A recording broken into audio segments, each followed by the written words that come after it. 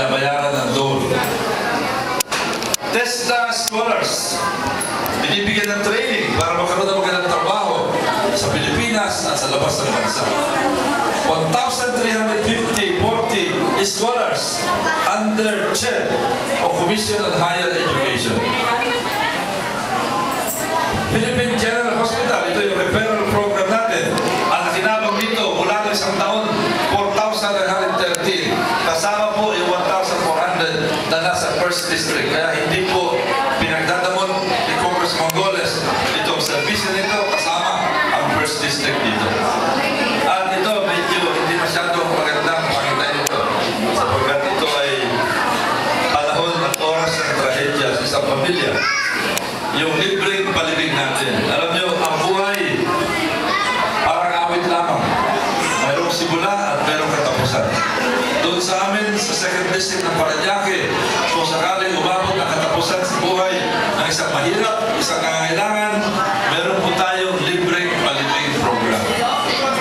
Libre, hindi po pinipili. Mula na magsimula yung 15th Congress ng isang taon, 999 na ang nakinabang. 2,000 na nakinabang, lumuna pang sinimula nito. Bakit ito ginagawa ni Congressman Goles? Sa pagkatalan nyo, nakita ko, pagdating sa mga mahirap na pamilya, pag meron namatayan, doble ang trahedya. Una, namatayan na, siyempre malaking trahedya. Nagbibigay ng kalungkutan sa pamilya. Pangalawa, yung pamilya nababaon sa utang. Mabigat na gastos sa magpalibing. Hindi po biro ang magpalibing. Kaya maraming pamilya, ilang buwan na, hindi pa nakakaahon sa utang sapagkat malaking gastos ito. Yan ang layunin itong libre palibing program na ito na sa aking pagkaalam, dito lamang sa Second District ng Parañaque ginagawa. Wala sa ibang distrito, wala sa Pampanga, wala sa Cebu, wala sa Mindanao, dito lamang po sa Second District ng Parañaque ginagawa ito. Ang congressman, lahat ng congressman meron pondo para dito. Yan ang gusto ko ipaliwanag sa inyo. Kung gusto niya, nagamitin yung pondo na yan. Si Congressman Goles po, ginagamit ang pondo na yan sa pagkat ako'y naniniwala, importante para sa mga tao itong ganitong klaseng proyekto. Ewan ko, sa inyo po, meron po mga libre palibing ba? Meron po ba kayo libre palibing? Meron ba? Ito ang listahan ng mga projects natin. Kasi importante po sa aking ulat para malaman nyo dito sa aking ulat kung okay ba o hindi ang ginagawa ni Congressman Goles. Magkaroon ng sukatan. Bulisio, mula ng isang taon. Hindi po ito mula na okay maging Congressman ng 1992, kundi nung isang taon lang. July, nung isang taon. Bulisio, natapos, covered courts, 22. Pero na kayo matapos na liba, marami na yan. Pero si Congressman, 22 ang natapos at meron pang 8 na malapit na matapos bago ang taon ito. Meron pang 11 na nakalinya na. School buildings completed, 4. School buildings under construction, 4. Roads completed, 7. PGH referrals, pinapadala natin sa PGH, 4,913 para tayo meron hospital. TESDA scholars, 304. CHED scholars, 1,340. Yung sinisweldohan ng dole, 264. Ang libreng palibing, 999. At sigurado, dumadami pa ito. At desilting and repropping projects siya. At meron pang nadagdag na 3 malalaking desilting and repropping projects. Yan po ang kabuuan. Ito ang sukatan kung okay mo hindi ang programa ni Congressman Goles. Siyempre, bukod yan, kailangan nagtatrabaho sa Kamara. Hindi lamang pang-project. Kailangan nasa Kongreso nagtatrabaho ang Congressman. Ito yung debate sa reproductive health. Ito naman yung SONA ng Presidente. Ito yung budget. Ito nung isang taon. Nagtrabaho kami rito 2 linggo. Nagpuyat. Natapos kami alas 3 sa umaga. Pinusinta ang budget itong isang taon. Ito si Speaker Belmonte at Dito po si Congressman Goles. Ito yung grupo ng mga kongresista na nagtrabaho sa budget. Ito naman ang isang buwan. Nagtrabaho kami ng 2 linggo. Inabot kami ng almost midnight nung matapos ito. Ito si Speaker Belmonte, pinisita ang budget, at dito ang majority leader, at nandito po si Congressman Goles. Ito po ang hanay ng mga kongresista na nagtrabaho. Tingnan niyo kung meron kang kakilala rito sa litrato ito ng mga miyembro na kongreso. Siguro kilala nito. Kilala po sila yan. Yan po si Lucy Torres, yung asawa ni Richard Gomez. Ito lang ako yung privilege speech sa Spratlys. Ito sa Committee on Foreign Affairs, pinag-usapan kung paano pabilisin ang proseso ng passport. Ito yung sa enerhiya, Committee on Energy, para pababain ang presyo ng kuryente. Ito ang sa Committee on ICT, pinag-uusapan ng Globe, ang Smart, ang Internet, ang Broadband, at maraming iba, YouTube, saka Facebook.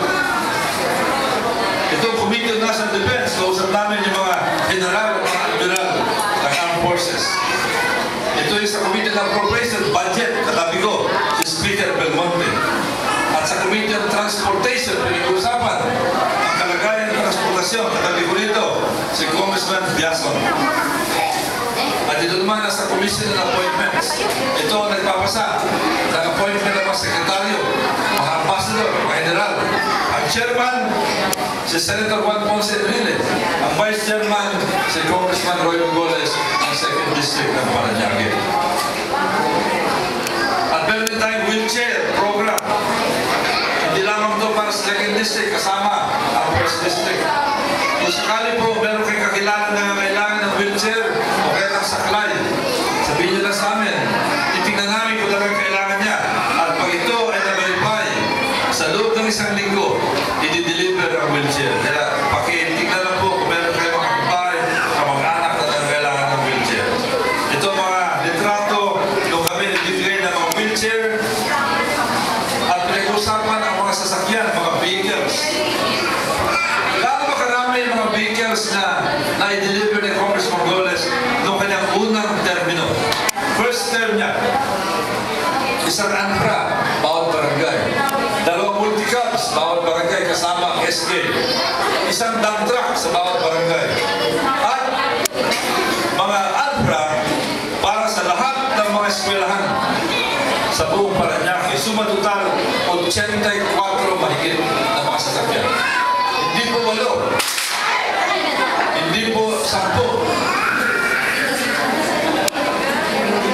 Pasensya na po doon sa mga sila natin. Hindi 8, hindi 10, hindi 1 kundi 84 mahigit na mga iba't ibang klaseng mga sasakyan. Para sa mga nais ko po magwakas sa aking ulat sa pamamagitan ng pagsabi na katulad sinabi ko kanina, ang congressman pare-pareho ang budget. Pero kung sa inyong palagay, mas marami ang mga project ni Congressman Goles, yan ay sa kadahilanang sinusunod natin yung programang responsable gobyerno. Tinitignan natin kung ano talaga kailangan ng tao at ito ang sinasabi ko, yung pondo na pinagkakaniwala sa akin, lahat yan ay binabalik ko sa tao. Wala pong nawawala dyan. Lahat ay binabalik natin sa tao at hindi natin lalagay sa mga bagay na hindi kailangan. Tulad ang binagay ko kanina, yung overforce, eskwelahan, kalye, repropping ng mga creek, papagamot sa PGH, scholarship, libreng palibing. Yan po ay mga mahalagang bagay na talagang kailangan ng tao. At bilang pangwakas, gusto kong sabihin, mga kasama, si Congressman Goles, matagalan nagsisilbi sa gobyerno, naging official ng Philippine Navy, naging Deputy Administrator ng Marina, yung official ng gobyerno, naging Postmaster General, naging Cabinet Member, at naging Congressman ng 6 na termino. Malaking halaga na po, hinawakan ni Congressman Goles. Pero gusto kong iulat sa inyo na si Congressman Goles ni minsan hindi po nagkakaso sa opisina ng Ombudsman. Mali Please po, record. Kaya po, ito po ang ating ulat sa bayan. Kung hindi po nagustuhan yung ating ulat sa bayan, kung nagustuhan nyo yung sinasabi kong responsable ng gobyerno, pakikwento naman sa inyong mga kapitbahay. Pakikwento sa inyong mga kamag-anak para magkaroon sila ng sukatan, para masukat nila kung kumusta ba